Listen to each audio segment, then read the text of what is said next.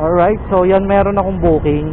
So medyo ano ako dito, medyo duda na hindi. Bali kasi abono to ng 50 to 100 pesos lang naman. Ang pipikapin is leggings. So bali nakausap ko na yung customer na to off cam kasi sa pick up walang ano number. So bali sabi niya hahanapin ko daw yung eto nga.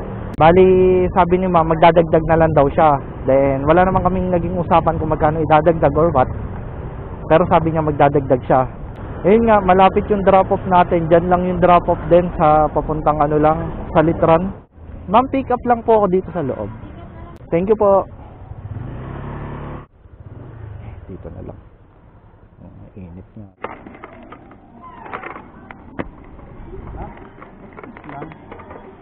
Saan po yung Daiso Japan?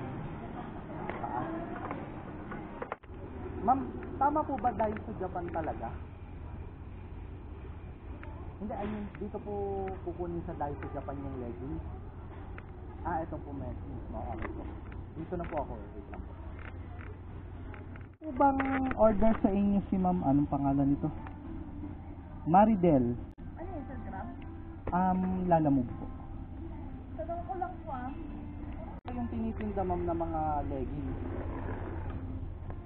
Wala. Dahil po ba daw? Sabi, ito po. Daiso Japan. Nasa taas mo. Tignan mo, may tanong mo, meron daw ba tayong customer na baka may mag-test? Ito kasi tinawagan ko, sabi Kasi ko. baka mamaya, dito lang nila pinin ko eh. Kasi wala naman kayong katabi na ano, na RTW. Kung leggings kasi, wala man tayong leggings diba?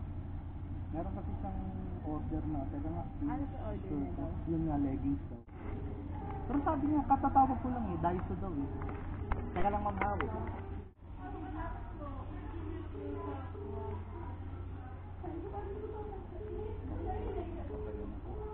Sabi ko na duda ako dito eh. Ha? Hindi ma'am, palagay ko nantitrip siya. Kawawa naman kami mga rider pinagtitrip. Ayun, napagtripan ako.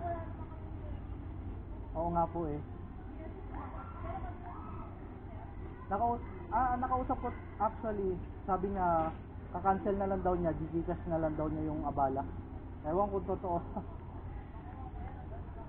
Sige ma'am, thank you po ha. Thank you po. Na-trip na naman.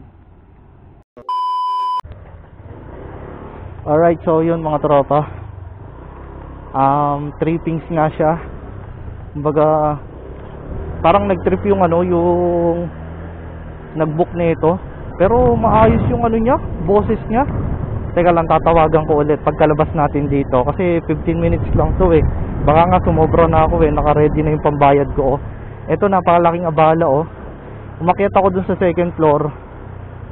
Kumain na ako ng oras doon. Tapos, ayan nga, may bayad dito pagka inabot ka ng 15 minutes.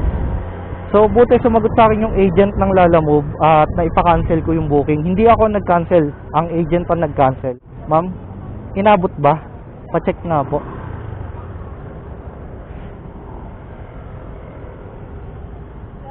Lumagpas, okay po, okay lang. Naano ako eh, napagtripan ako ng customer. Opo, okay na po. Thank you po. Tinan mo, 30 pesos agad yun. Ay, nako, putang. Napakawawalang yan nyo. So, tatawagan ko yung customer. Sasabihin ko, naabala ako na sobra. Hindi ko sure kung matatawagan ko pa. Ay, nako.